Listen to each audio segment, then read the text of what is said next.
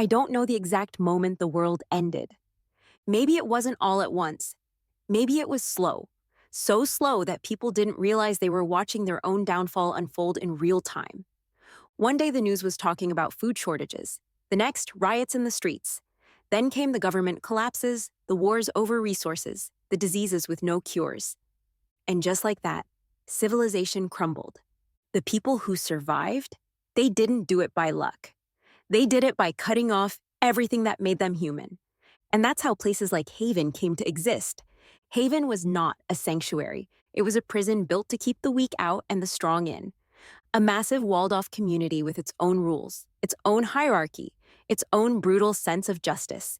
The only thing that mattered was survival. If you weren't useful, you were gone. The council made the rules. No questioning, no hesitating, no mercy. And if you couldn't fight, build, or farm, you were a waste of resources. The first time I realized I didn't belong in Haven, I was 10. That was the day I saw a boy, barely older than me, dragged out of the gates screaming. His only crime? A limp. He wasn't fast enough, wasn't strong enough. So they got rid of him. I remember watching, frozen, as the gate slammed shut behind him. I remember my mother squeezing my hand, whispering in my ear, "Don't look, just keep quiet, just stay useful." And for years I did. I wasn't like the others in Haven. I didn't care about brute strength or how many weapons we stockpiled. I wanted to understand how things worked. I wanted to build something better. I spent hours digging through the old world books, learning about medicine, about soil nutrients, about disease prevention. I experimented, trying to find ways to grow food faster, make medicine last longer, improve water filtration. But in Haven, progress was dangerous. The council didn't want change. They wanted control. And someone like me, someone who questioned, who searched for a better way, was a threat. I should have known what was coming. I should have seen it in the way people started looking at me differently, in the way my work mysteriously went missing, in the way my ideas were shut down before they could take root. But I was too naive. I thought knowledge meant survival. I thought logic and reason would win. I was wrong. They didn't believe in science. They believed in eliminating threats before they spread. I was at the top of their list. It happened fast. One moment, I was working in the greenhouse. The next, armed guards were dragging me out into the streets. The council stood in front of the entire community, making an example of me. Claire is weak. Claire is a liability to our community. Claire does not belong here. I fought. I screamed. I told them they were making a mistake, but Haven didn't listen. Haven never listened. They opened the gates, and they threw me out. I hit the ground hard, dust rising around me as the doors slammed shut behind me. No supplies, no weapons. Just me, alone, in the wasteland. Ryan had promised he would fight for me, that he would stand by my side no matter what. He was one of the strongest fighters in Haven, respected, admired. If anyone could have stopped this, it was him. But when I looked up, when I searched the crowd for his face, he wasn't there. Not at first, not until it was too late. The first few nights in the wilds were a blur of pain and fear. I should have died. But then, after 3 days of barely surviving, I saw something through the dust, a shadow moving toward me. And there he was, Ryan. For a second, relief washed over me. He came for me. He's going to take me home. But then I saw his face, saw the guilt in his eyes. "Claire," he started, his voice cracking. And I knew he wasn't here to bring me back. He was here to say goodbye. "I can't do this," he whispered. "I thought I could, but I have a life in Haven. I can't throw it away." My chest cracked open. He had chosen safety over me, chosen comfort over loyalty. I should have screamed. I should have begged, but I didn't. I just stared at him, because in that moment, I realized something. Ryan wasn't brave. Ryan wasn't strong. Ryan was a coward, and I would never beg a coward to stay. So I stood there as he walked away. And this time, I didn't look back. The wilds were worse than the stories. I had grown up hearing tales of the world outside Haven's walls, a barren wasteland, stripped of life, crawling with scavengers who killed for scraps, a place where the weak didn't last a day. I used to believe those stories were meant to keep us in line, to scare us into obedience. But as I stood there, staring at the endless stretch of dead land before me, I realized the truth. Haven's stories had been kind. This place wasn't just dangerous, it was a graveyard. The sky stretched out in an endless sheet of gray, thick with the haze of dust storms, rolling in the distance. The ground beneath my feet was cracked and dry, like the earth itself had given up on ever-growing life again. Nothing moved. No birds, no animals, not even the wind. I was alone. And for the first time in my life, I understood what that really meant. By the time the sun had set, the temperature had dropped so low my breath curled in the air like smoke. I curled up against a jagged rock formation, arms wrapped around my knees, shaking so hard my teeth rattled. The nights in Haven had been cold, but nothing like this. By the second day, hunger clawed at my insides. I had always known how rations worked, how to count supplies and store food for emergencies, but knowledge meant nothing when there was nothing to eat. I stumbled across an abandoned settlement on the third day, my body weak from starvation. Buildings stood half buried in sand, their skeletal remains a reminder of the world that had come before. I crept through shattered doorways, searching for anything, a can, a crumb, anything that would keep me alive. I found a rusted tin of preserved vegetables, years past expiration, but I ate them anyway. Hunger had stripped me of hesitation. On the fourth day, I ran into them. I had heard about the marauders before, though in Haven they were spoken of like boogeymen, shadows that snatched the weak and made them disappear.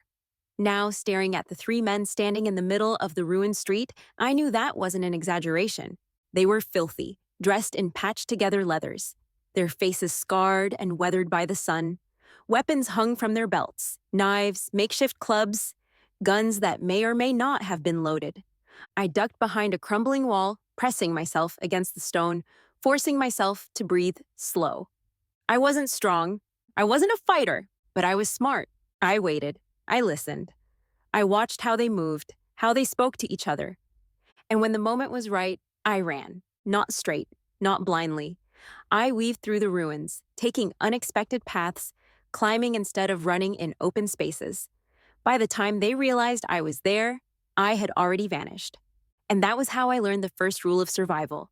Strength doesn't matter. Smarts do. I spent another week drifting, my body pushed past exhaustion, my hunger a dull ache in the back of my mind. I knew I was running on borrowed time. Then I found it. An old military bunker, half buried in rubble. The door was dented but intact, its reinforced metal untouched by the decay of the world. I nearly cried when I managed to pry it open. Inside, the air was thick with dust and rust, but it was shelter.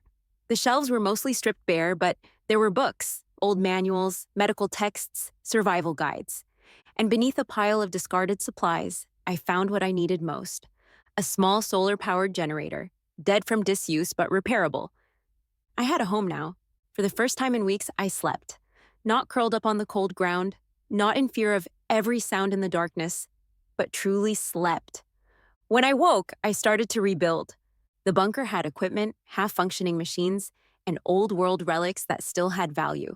I spent weeks repairing what I could, using what little knowledge I had. I taught myself medicine, stitching up my own wounds, learning which plants still held medicinal properties. I studied mechanics, fixing broken solar panels, salvaging parts from the ruins. I learned how to defend myself, setting up traps, knowing where to strike if I ever needed to fight.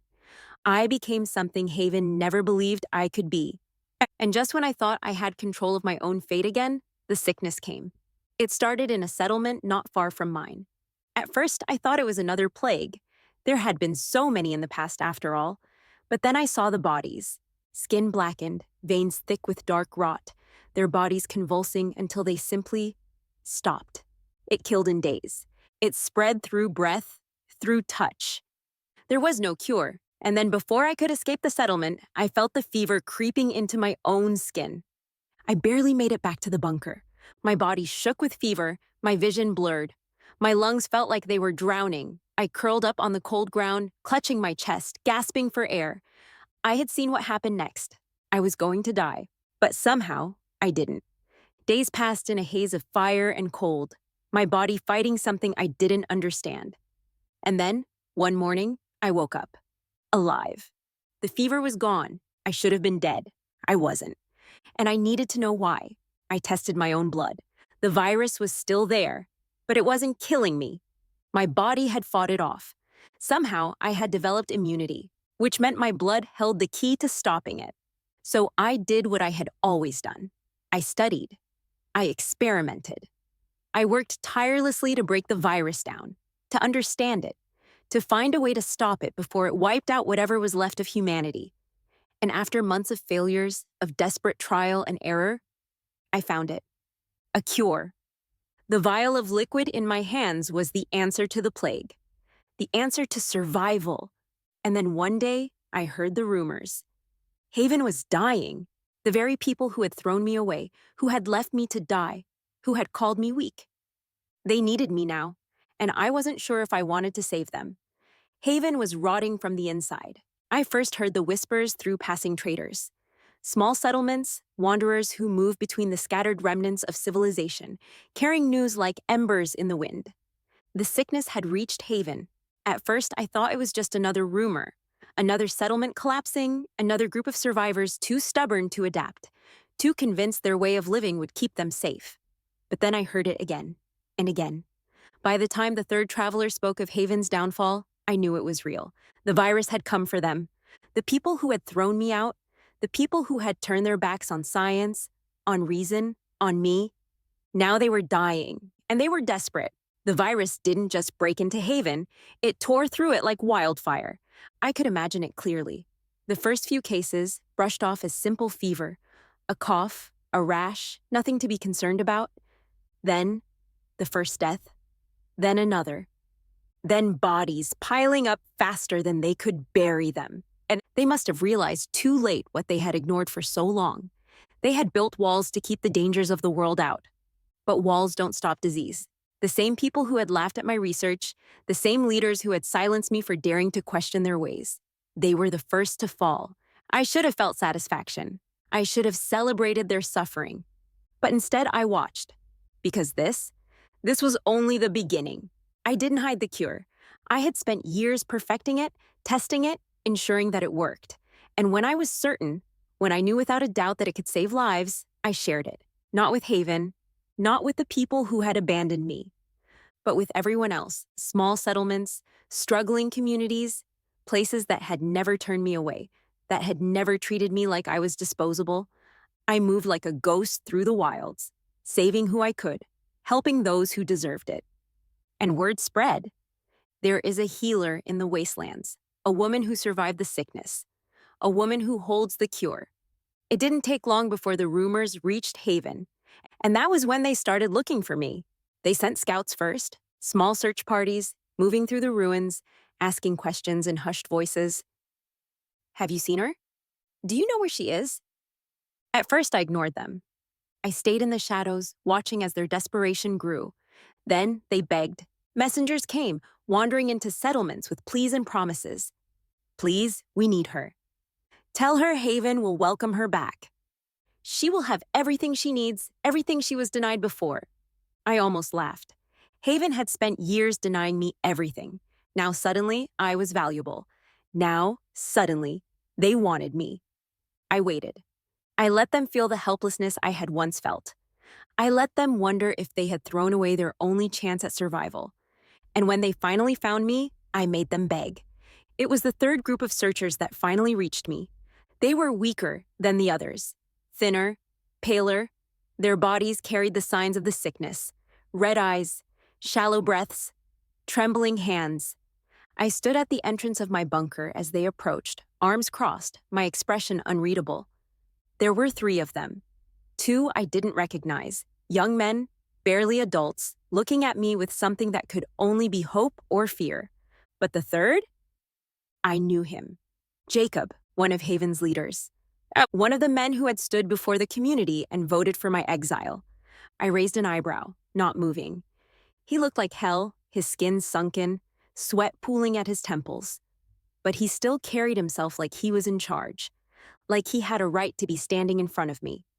Claire! His voice cracked as he said my name, as if speaking it was an admission of defeat. I tilted my head. Jacob. There was a long pause. The men beside him fidgeted, exchanging nervous glances. Then, finally, he spoke. Haven needs you. I let the silence stretch, let him feel the weight of his own words. Then I smiled, cold, sharp, unforgiving. Oh, I said softly. Now you need me? Jacob swallowed hard. Claire, please. No. I took a step closer, watching as he flinched. You didn't need me when I was trying to help you, I continued. You didn't need me when I begged you to listen. You didn't need me when you threw me out like garbage. His jaw clenched. We were wrong. I laughed. Actually laughed. I could see the desperation in his eyes, the way he tried to maintain his composure, even as he realized that he wasn't in control anymore. And I reveled in it. I wanted them to understand, to feel the same helplessness, the same betrayal, the same pain I had once felt. I wanted them to know exactly what it meant to be abandoned. I could have ended it there, could have walked away, let them suffer the fate they had sentenced me 2 years ago. But instead, I waited. I let the moment stretch, the weight of their mistake settling in the silence. Then, finally, I gave them what they wanted. Not an answer. Not yet. Just 4 words. Take me to Haven. Jacob exhaled, relief flickering in his eyes. But if he thought this was going to be easy, if he thought for 1 second that I was stepping into that place as the same girl they had thrown away, he was dead wrong. The gates loomed ahead, taller than I remembered, their iron reinforcements rusted from years of wear. The massive wooden beams, once polished and sturdy, now looked warped and splintered. Even before stepping inside, I could see the cracks forming, not just in the walls, but in Haven itself. I walked toward them, my boots kicking up dust, my heartbeat steady. This was not the same walk I had taken years ago. That day, I had been dragged, kicking and screaming, while my people, my so-called family, watched in silence. Today, I walked in on my own terms. Jacob and the others kept glancing at me as we approached, their movements stiff, hesitant. They were afraid to say it out loud, but the truth was written all over their faces. They had summoned me back as a last resort. They had no other choice. And for the first time in my life, I held the power. Not an outcast, but a savior. The gates groaned as they were pulled open, revealing the town beyond. It was worse than I imagined. Haven was rotting. The once thriving farmland that had fed the entire settlement was barren, the soil dry and cracked. Crops lay withered in their plots, a pathetic attempt at harvest still clinging to dead vines. The market square, once filled with bartering and the constant hum of life, was nearly silent. A few scattered figures moved sluggishly, wrapped in tattered cloaks, their faces gaunt and pale.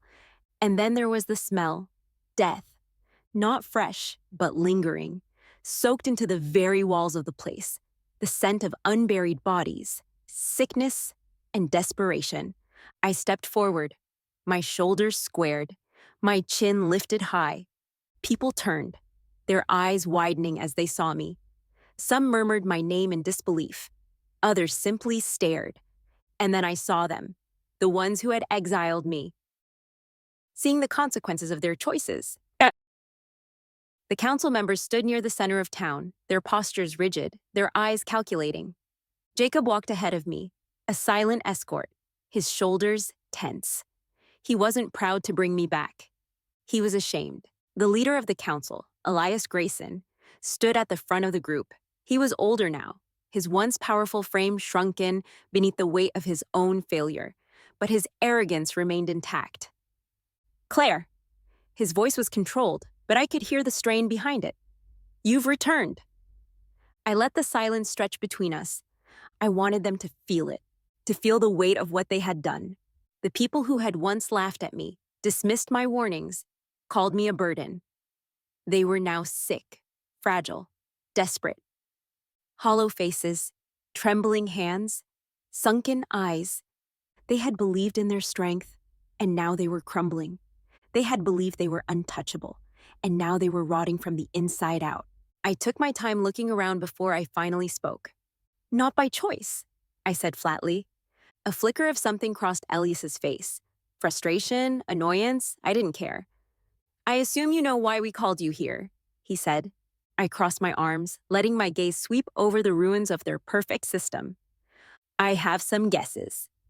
Elias exhaled slowly, rubbing his temple. as if this was all just some inconvenience to him. "We need the cure, Claire." The words should have been satisfying. I had dreamed of this moment, of standing before them while they begged me to save them. But hearing it now, it wasn't enough. "You need a lot more than that," I said coolly, "and I'm not just handing it over." I watched his jaw tighten, watched the other council members shift uncomfortably. "You'll be compensated," Elias continued, "given full privileges within Haven, a home, supplies, protection, everything you lacked before." I laughed. Actually laughed. "Everything I lacked before? You mean the things you ripped away from me? The things you decided I didn't deserve?" Elias's expression hardened. "This isn't about the past, Claire." My amusement faded. "It is for me." He sighed, trying to hold on to whatever scrap of control he thought he still had. "What do you want then? Name your price." I stepped forward, lowering my voice just enough that only the council could hear me. "I don't just want change," I whispered. "I demand it." Elias's brows furrowed, but I didn't give him time to respond. "I'm not saving Haven just to watch it crumble again," I continued. "I won't prop up your broken system. If you want my cure, you follow my conditions." A flicker of unease passed through the group. I smiled. Elias's lips parted, but I cut him off. "You will abolish the exile system. No one gets thrown out again, not for being sick, not for being different, not for questioning your authority." One of the councilwomen let out a sharp breath, shaking her head. "Claire, you can't—" "I can." My voice was calm, unshakable. I turned my gaze back to Elias. "You either fix what's broken or you let Haven die. Your choice." Silence. No one spoke, because they knew. I wasn't bluffing. Elias's hands curled into fists. His pride was a living thing, writhing beneath his skin. But pride wouldn't save them now. And he knew that. "You expect us to tear down everything we built," he said finally. I held his gaze, unflinching, unforgiving. "I expect you to choose survival over your own arrogance. But if you can't, well..." I reached into my bag, pulling out a small vial of clear liquid. "The cure is right here." I turned it between my fingers, watching how the light caught the glass, watching how their eyes followed it like starving wolves.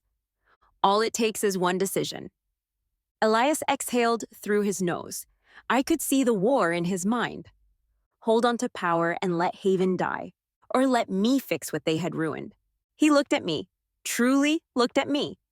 And for the first time since I walked through those gates, I saw something flicker behind his gaze.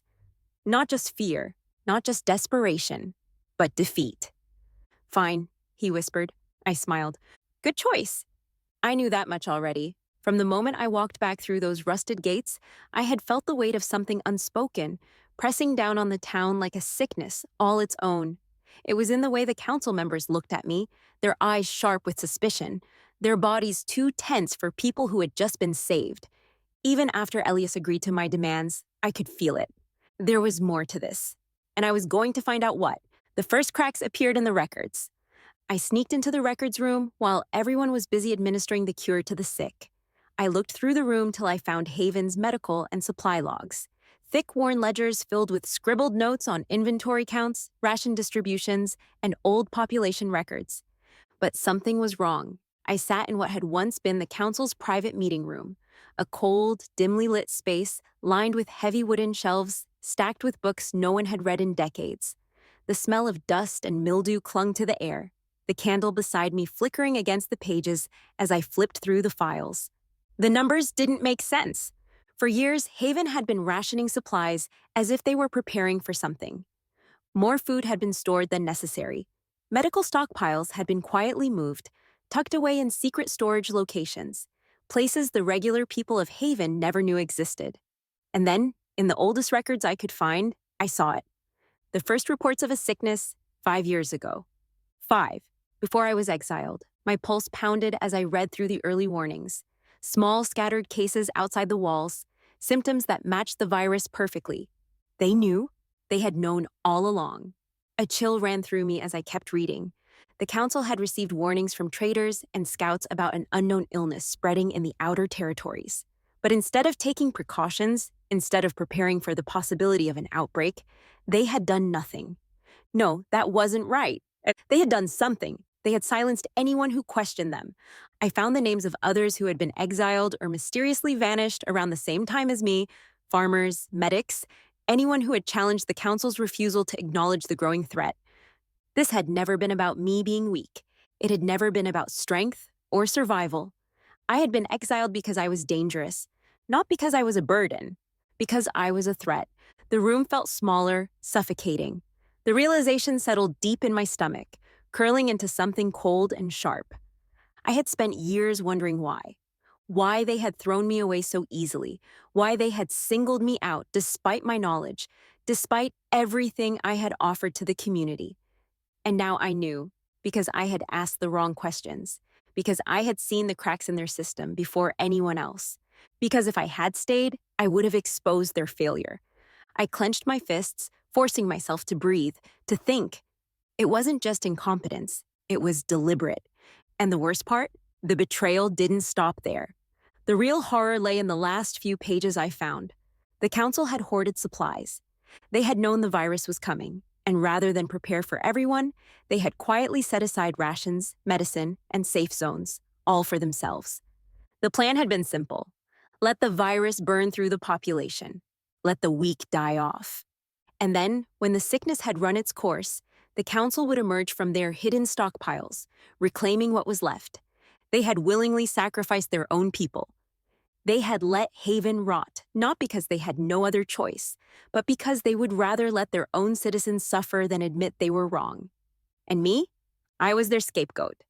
They had needed a distraction, someone to blame, someone to throw to the wolves so that no one would look too closely at their failures. I had been that person. I sat there for a long time, staring at the pages in front of me, my breath shallow, my hands shaking with a rage so deep I could feel it in my bones. All this time, all these years of suffering, struggling, nearly dying in the wilds. Because of them.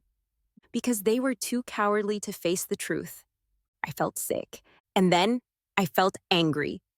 I closed the ledger, running a hand over the cover.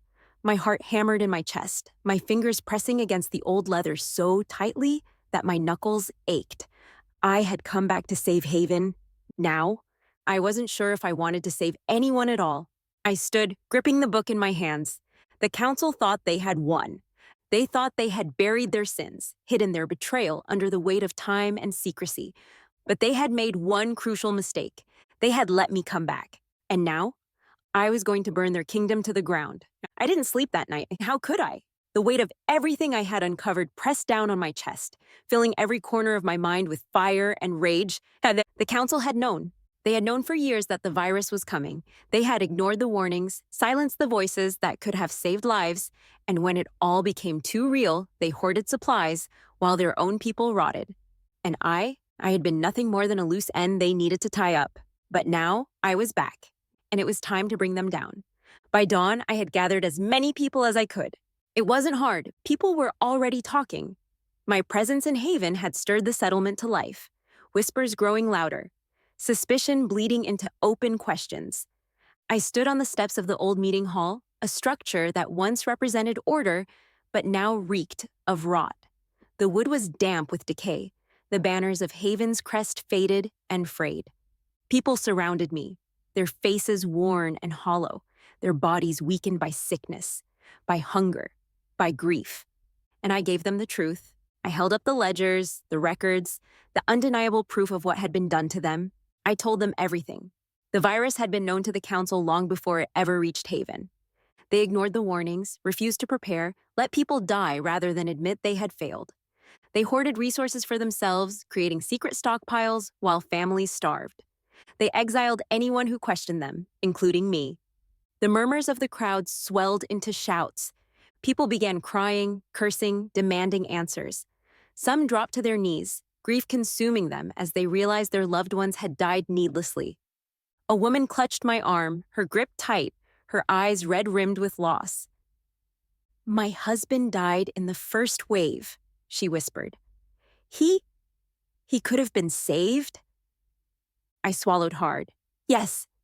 She let out a wretched sob, collapsing into herself. The crowd roared, and just like that, the spark turned into an inferno. The council tried to contain the damage. Elias and his remaining loyalists stormed out of the hall, faces twisted in barely restrained fury. "You're poisoning this town, Claire!" Elias barked, his voice sharp, desperate, spreading panic, turning people against their leaders. "You are not their leader anymore," I snapped. A wave of agreement rippled through the crowd. The people were done listening to him. A younger man, one of the farmers who had lost both parents to the sickness, stepped forward, his hands clenched into fists. "We trusted you!" he shouted at the council. "You let my mother die, my father. He begged for help, and you turned him away." "Liars!" someone else screamed. "You killed us!" The fury became tangible, a living thing, pulsing through the streets like an earthquake. And then someone threw a rock. It hit one of the councilmen in the head. Chaos erupted. The council tried to retreat, but it was too late. The people of Haven had nothing left to lose.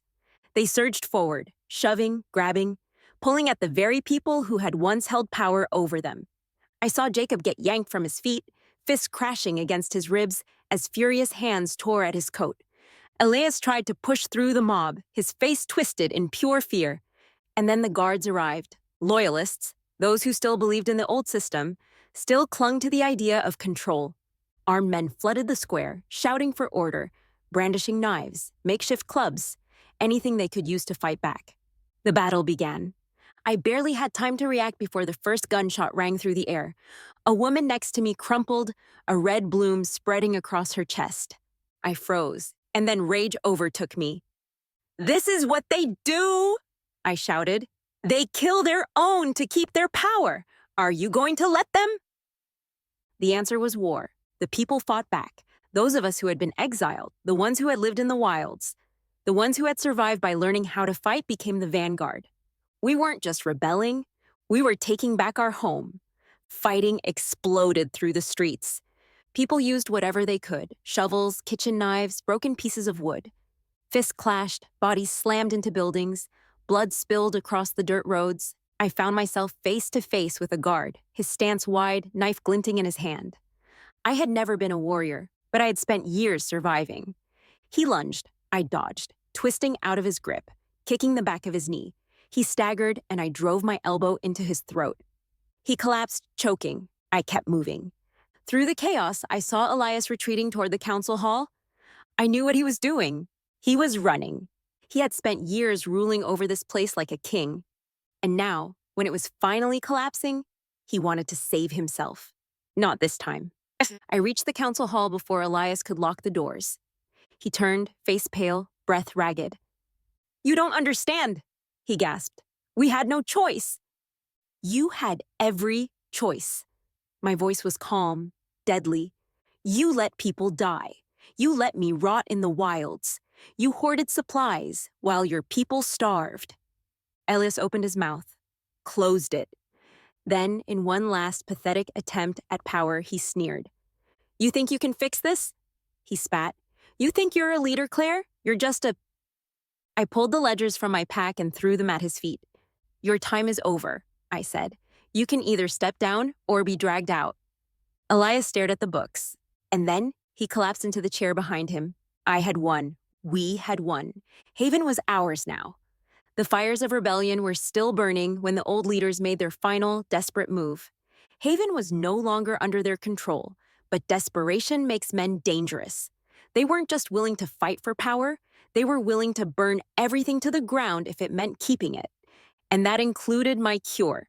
I smelled the smoke before I saw it. Thick, acrid, and wrong.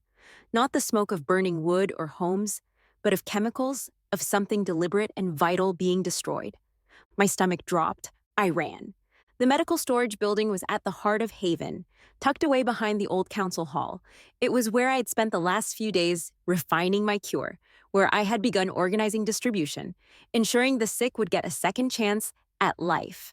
But when I turned the corner, my heart stopped. Flames licked at the roof, curling out of the windows, devouring everything inside. And standing just outside, watching it burn, was Elias. His once pristine coat was torn and bloodied, his face streaked with soot, but his eyes were still full of that insufferable arrogance. I skidded to a stop, breath heaving. "What the hell have you done?" He turned toward me slowly, his expression eerily calm. "You thought we would let you win so easily?" His voice was raw, barely above a whisper. "This is our home. Our rules? You don't get to rewrite them." I stared at the flames, the heat searing my face, my life's work turning to ash. The cure, the one thing that could have saved Haven, gone. A scream of rage built in my throat, but I swallowed it down. Not yet. Not now. Instead, I moved. I lunged for the door, ignoring the heat, ignoring the voices shouting behind me, ignoring everything except the desperate hope that something inside could still be saved. I barreled through the entrance, the heat wrapping around me, clawing at my skin like a living thing. Smoke choked my lungs as I stumbled through the wreckage, eyes burning, searching for anything that remained. Then, I saw it. On the farthest shelf, behind a half-collapsed metal cabinet, a single vial. I grabbed it, cradling it to my chest, holding onto it like it was my own heartbeat. The fire roared behind me. I turned and ran. I staggered out of the burning building, coughing, my vision swimming. The vial of the cure was still clutched in my hand, unbroken. The last hope Haven had left, and the people were waiting. They had gathered in the streets, watching the flames, watching Elias and the last of his loyalists standing defiantly even now. I held up the vial, letting them all see what they had almost lost. "This," I rasped, voice hoarse but strong, "is what they tried to destroy." The people murmured, shifting uneasily, anger bubbling beneath their grief. "They would rather let you die than let go of their power," I continued, stepping forward, every word laced with fury. "They knew about the virus. They did nothing. They hoarded resources. They abandoned you. And now, when we finally have the chance to rebuild, to make something better, they tried to take that away too." My eyes locked on Elias. "You don't deserve this place anymore," I said. "You never did." Elias straightened, something like defiance flickering across his face. But I didn't let him speak. I turned back to the people. "This is your last chance," I said. I lifted the vial slightly, letting the weight of my words settle in. "You can reject the past. You can rebuild. You can survive." Silence. And then, someone stepped forward. It was the farmer who had confronted Elias before, the man who had lost his parents. His hands were still bloodied from the earlier fights, his face gaunt but determined. "We don't need them anymore," he said, voice loud enough for everyone to hear. Another voice followed. "They tried to kill us all!" And then another. "They don't get to decide our fate anymore." The energy shifted. The people of Haven had made their choice. The council's reign ended that night. Some were dragged into the streets and banished, sent into the wilds with nothing but the clothes on their backs. Elias fought, of course. He refused to go quietly, but it didn't matter. The people were done listening to tyrants. I stood back as they took him away, watching as the man who had once ruled with an iron fist now had nothing. He turned before disappearing beyond the gates, his gaze locking onto mine. "You think you've won?" he spat. I tilted my head. "I know I have." And with that, he was gone. The smell of the fire still reeked as I finally administered the cure to the first patients. I had spent the last couple of weeks rebuilding the stockpile. One by one, the sick began to recover. Their fevers broke, their breathing steadied. Color returned to their skin. Hope spread like a second fire, this one healing, instead of destroying. I felt a hand on my shoulder. I turned. It was the farmer. His eyes were wet, his voice rough. "Thank you?" I nodded. But I didn't say you're welcome, because this wasn't about gratitude, it was about justice. I looked over the ruins of Haven, the people standing in the ashes of their old world, ready to build something new. A better haven, a haven where no one would be cast out again.